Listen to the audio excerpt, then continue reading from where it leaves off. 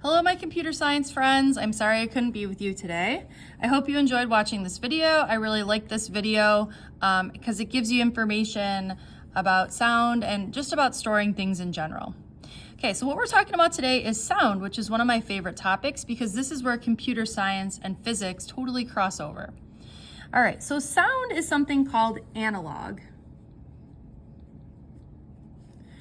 Okay, what this means is that sound didn't always used to be stored on your phone or on a CD. Okay, sound a lot of times was stored in things like records or cassette tapes.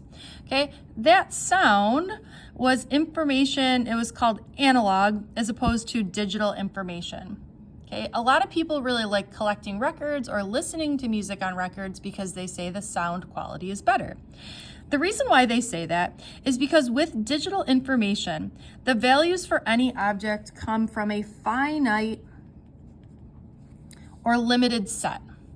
Okay, meaning that we can only store a certain amount of information in the digital world, but with analog information, the values for an object can take on any value. Okay, so that's why, like, again, if you know anybody that's really into music, they normally say, oh, you got to listen to records because they sound the best. It's this analog versus digital. Now, they could sound the same depending on how much information you wanted to store. Remember, yesterday we were talking about compressing. Okay, when information is compressed, you're not always storing all the values, so it doesn't maybe sound as good. We'll talk more about that on the next page. What we're going to talk about on this page is a little physics lesson. So here we go. Every sound produces a pressure wave with an amplitude, okay, which is its height, or a period, which is the time it takes to make one cycle. Okay, the amplitude is a measure of loudness. The frequency is measured in something called hertz, or cycles per second. And this is a measure of pitch. So for any of you who have ever played a musical instrument, each note on, let's say, for example, a violin or a piano represents a certain frequency or pitch, which is measured in hertz. Okay, so if you were tuning an instrument, what you really would be doing is making sure that that instrument, the pitch matches what we know as being the pitch. So if an A is 441 hertz, we're making sure that it matches. The human ear can detect sounds in the range of 20 to 20,000 hertz, okay? And again, these are just some examples of what these waves look like. Okay, flipping the page here.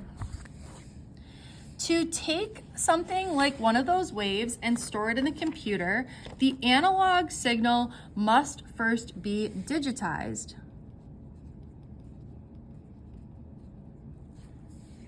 Or converted into binary. This can be done through a process called sampling, in which the amplitude of the wave, and again, if I'm going too fast, you got to pause the video. The amplitude of the wave is recorded as an integer value at set interval times. Okay, this is an example of sampling here. Okay, so you're taking a wave, see this curvy wave, okay? And you're saying instead of that curvy wave, I'm going to sample this or make it sort of a boxier wave. You can see that it is similar shape, but not quite the same.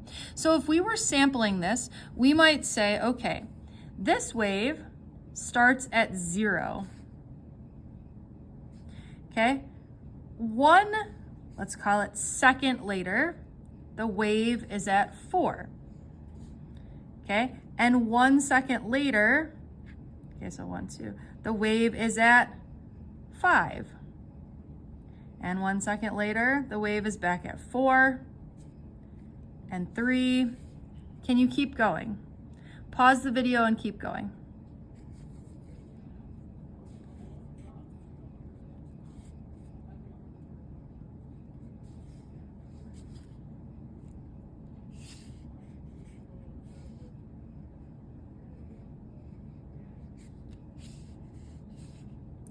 Okay, what did you get?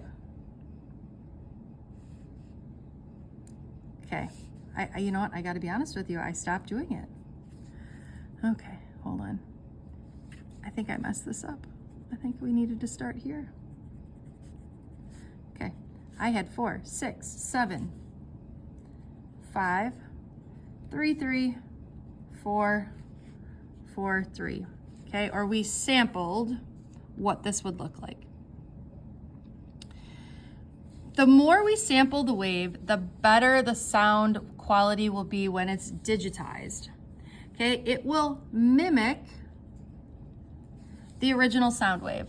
So if we were to take this and instead of breaking it up into these particular chunks, if we were to make more chunks, it would sound better and the wave would look closer to this particular wave.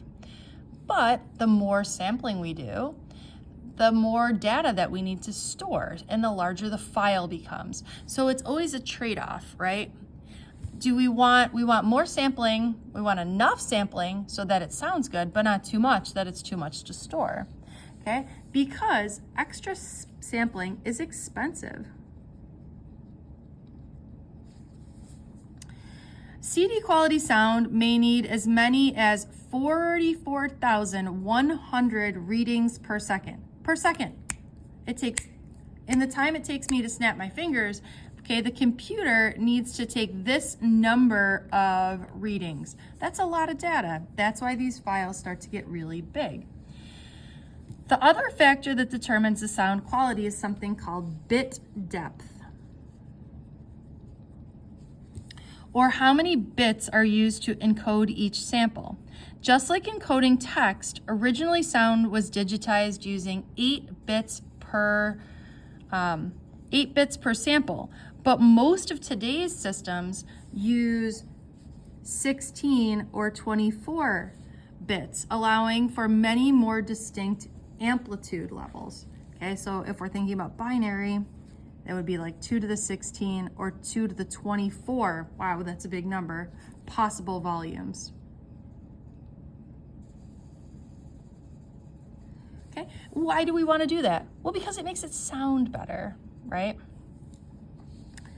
Because high quality sound is so expensive, many techniques are used to reduce the file size of the digitized recording.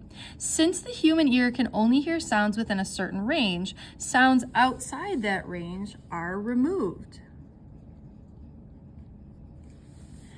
If multiple sounds are playing, sometimes the weaker sounds may be removed. If you've ever listened to an MP3 recording, and I'm sure all of you have, what you're hearing is a compacted version of the original recording.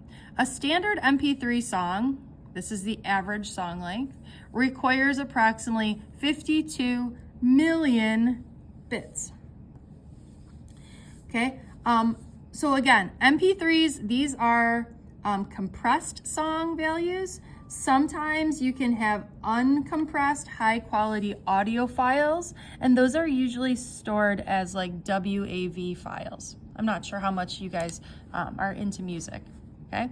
But again, when we take something like sound and we digitize it, we're converting that sound into zeros and ones, okay? And we're gonna really record two things.